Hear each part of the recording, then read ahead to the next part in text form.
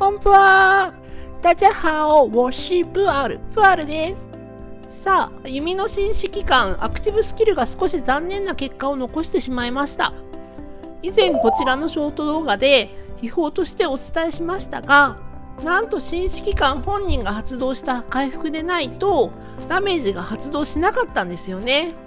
なので新指揮官のアクティブスキル効果時間内であってもペアの指揮官が回復効果を発動した場合は兵が回復するだけで確定ダメージにはつながらなかったんです。以前の新弓指揮官紹介動画で触れましたが、見てくれた方は覚えてますかね。まだ見てない方は紹介文にリンクをしておきますので、夢を見ていた頃をね笑っていただけたらと思いますが、そこでね、夢の防衛ペアとしてゼノビア・チェヨンとかチェヨン・リチャードなんかで回復からの連続確定ダメージを繰り出せるんじゃないかと妄想していたわけですよ。でもね、カスタマーのクールな文面で夢があっさりと吹き飛んでしまったわけなんですが、さてその新指揮官、今回は防衛指揮官のチェヨンのねトレードについて検証をしてみました。対戦は3種のメタラリーを相手にそれぞれ試していきたいと思います。中国だったか実装先行サーバーでの評価はそれほど高くなかったとの情報も聞こえてきましたが、皆さんはどのような印象を受けますでしょうか。最後の方では以前紹介した時と解釈が違っていたスキルがもう一つ見つかりましたので、それについても触れていきたいと思います。ではチェヨンの実力の一体どのような感じなのか、実際の対戦をご覧ください。防衛のペアはメタに近いであろうチェヨンリードチェヨンヘラクレイオスを試していきます。ヘラクレイオスの時の兵種の割合はご覧の通りです。歩兵と騎馬は5万ずつ、残り60万が弓という割合にしています。対戦相手ですが、弓ラリーはアッシュルバニパル諸葛亮、馬ラリーはネフスキー・ユスティニアヌス、歩兵はアエミリアヌス・ターリクとしました。お互い装備はなしでやってます。では開始です。まずは弓ラリーからチェヨンリード。基礎ダメージの減りはチェヨンがリードしてますかね。残りはほぼ同時か防衛が先に減ってるかな。チェヨン側の基礎攻撃ダメージがやっぱり2倍近く出してますね。これはかなり強いのでは。スキルダメージの差もそこまで絶望的な感じでもないですし、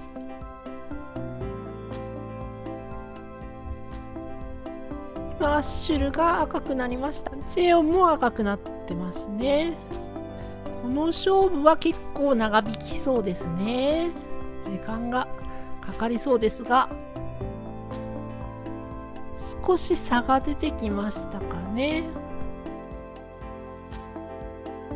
一進一退。接戦ですね。継続して基礎攻撃ダメージは2倍近く3倍とかね出しているので、やはりこれはどうでしょう。最後は防衛の勝ちです。さあこの数字だけ見るとこれはわずかにトレードが悪い感じですかね。ほぼほぼ変わりませんけどね。次はディードーチェヨン。これはディードーチェヨンが有利な感じですね。これはバフなのか兵力が傾いたからなのか、基礎ダメージが2倍から3倍になってることもありますね。ディードー強い。このカードはディードーチェヨンに分がありそうですね。もうそろそろ決着がつきますね。はい。ではレートを見てみましょう。トレードはこれはもう文句なしにリード・チェヨンの勝利ですね。3番目はチェヨン・ヘラクレイオスです。さあこちらはダメージ0、シールド展開もしていますが、基礎ダメージがやはり2倍ぐらい出てる時もありますね。スキルダメージ差で詰められている感じもありますが、どうでしょう。若干有利な展開が期待できそうな気もしますけど、やはりスキルダメージの差がどんどん広がっていくんですかね。このアッシュルラリー、裏がヘンリーっていうのもねあるんですけれども、やはり諸葛亮の円形 AOE の安定というか信頼度、存在感が大きいですよね。この巻き込みのなんというかやっぱ信頼度が強いですよね。また諸葛亮はダメージも取れるのでやっぱりペアに入れちゃいますよね。さあそろそろ決着がつきそうですが、どうでしょう。つきましたね。さあトレード見てみましょう。この数字だけ見るとそれなりの差が出ていますね。続いては騎馬のラリーです。チェヨンリードからですね。さあどうでしょう。基礎ダメージは大して変わらないぐらいの感じですね。これは若干スキルダメージが防衛の方がね少ないので、スキルが強い分ネフスキー・ユスティニアヌスのラリーの方に若干有利がつくっていう感じに見えますかね。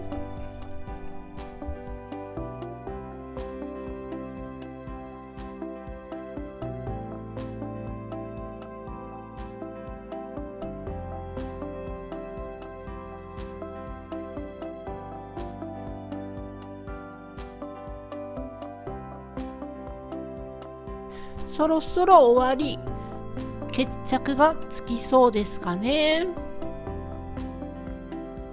はい、勝敗がつきました。レポート上でもこのくらいの差が見られましたね。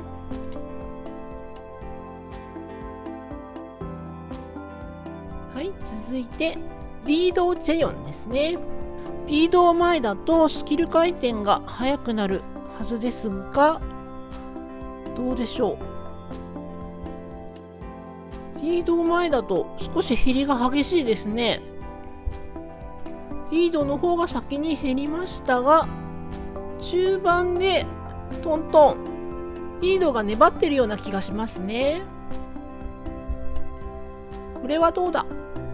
このカードは基礎攻撃ダメージが拮抗からややリードチェヨンが2倍ぐらい出しているようにも見えますが、どうでしょうかね。さあそろそろ決着がつきそうですが、はい、決着つきました。トレードはこんな感じ。数字の差はごくわずか。では3番目、これはチェヨンヘラクレイオスですね。減りはトントンぐらいの、減りは同じぐらいの速さで減ってますが、少しチェヨンが先に減ってますね。シールド展開をして頑張ってはいますが、ここは若干不利がついていますかね。スキルダメージが効いてるんでしょうか。これユスティニアヌスを前に出してスキル回転をもっと上げると、さらに騎馬が有利なカードになるんでしょうかね。どうなんでしょう、分かりませんが、そんな感じもします。ユスティニアヌスとネフスキーどっちを主将にするか迷ったんですけれども、今回はネフスキーをね前にしましたが、皆さんどうやって運用してますかね。ユスティニアヌスを前に首相にしてるんですかね。今はそっちの方が主流になってるのかちょっと分かりませんが、はい、決着がつきましたね。トレードを見てみましょう。やはりこのカードはネフユス有利のようです。数字に差が出ましたね。最後は歩兵アエミリアヌス・ターリクラリーです。対するはチェヨンリードから。さあこれは若干基礎攻撃は防衛流有利ですね。さあ傾いてきました。結構な差が出ますね。防衛の方チェヨン側が3倍のダメージを出しているように見えますけども、どうでしょう。そんな時もありますかね。とにかく2倍今日のダメージは出してますね。さあそろそろ勝負がつきそうですが、どうでしょう。はい、終わりました。レートはどうですか。レポート上ではこれぐらいの数値になりました。続いてリードチェヨンです。さあここは基礎攻撃が差が開いたり詰まったりですね。だいたいどうでしょう、拮抗しているかリード有利かっていう感じですかね。ここで兵種差が出てるんでしょうかね。やっぱりリード有利に見えてきますが、どうなんでしょう。アエミリアヌスの銃撃の効果が、銃撃天部の効果でね、リードのスキル回転を封じているかもしれないし、こちらはどう転ぶでしょうかね。どういう結果になるんでしょうか。アエミリアヌスのラリーはゴルゴの防衛も抜けますのでね、最新のラリー指揮官なのでこれは基準になるとは思うんですが、どうでしょう。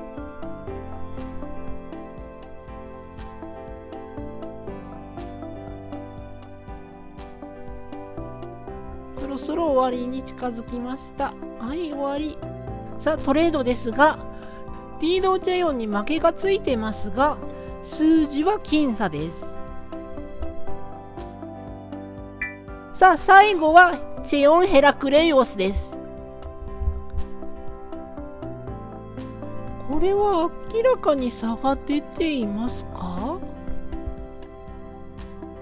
アエミリアヌスの兵の減りが激しいですね。もりもり減っていきます。これは何が関係してるんでしょうかね。わからないですけども、KVK ではやっぱり防衛ね、副将はヘラクレイオス何でも入れられて、円形 AOE シールドなんて持ってるのでね、本当に引っ張りだこなんですけれども、なるべく副将はヘラクレイオスでねいけたら増援する身からするとありがたいんですけどね。はい、勝負がつきました。トレードの方はこちらです。これは大きい、かなりの数字の差が見られます。さあ全体的にはどうでしょう。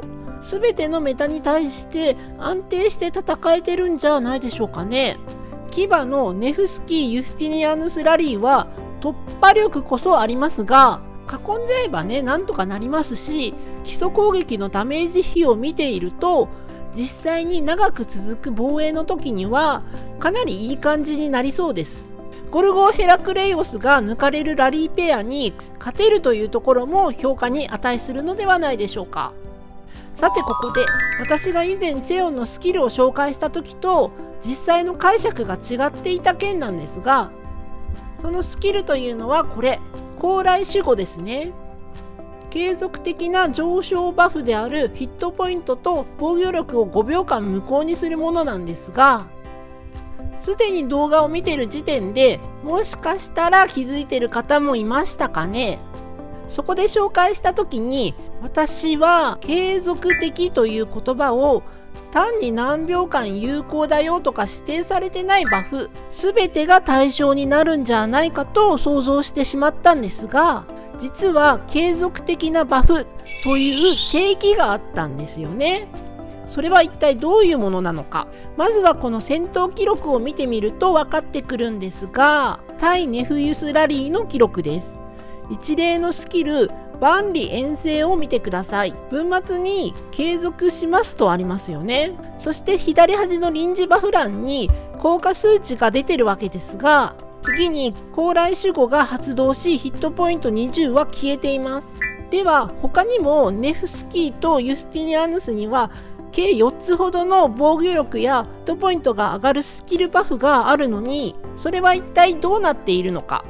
結論から言うと、それらはいわば恒久的な効果とされ、継続的なバフではないのです。では継続的なバフとは何ぞやというところなんですが、そこで定義の回答がこちら。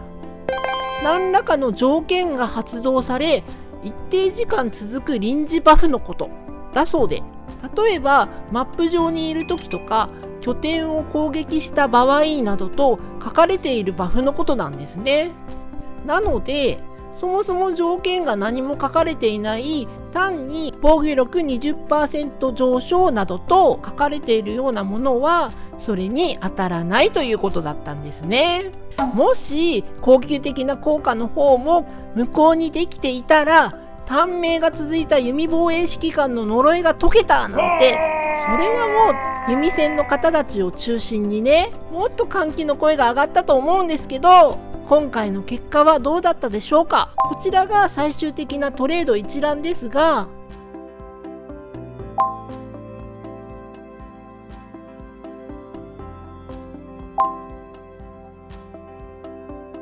実際の性能を見て皆さんはどんな印象を持たれたでしょうかね。私の弓戦サブは来週チェオンを覚醒させる気で温まってますが、実際 KVK でどう運用されていくのか、活躍を見るのが楽しみです。一方シャジャルの方はどうなのか、実戦結果も気になりますよね。近々 P ラグナルも実装ということで気になることが目白押しなんですが、今回はこれにて終了です。ここまでのご視聴ありがとうです。良ければ高評価、チャンネル登録していただけると励みになります。ではでは、今回はここまで。おつぷはまたです。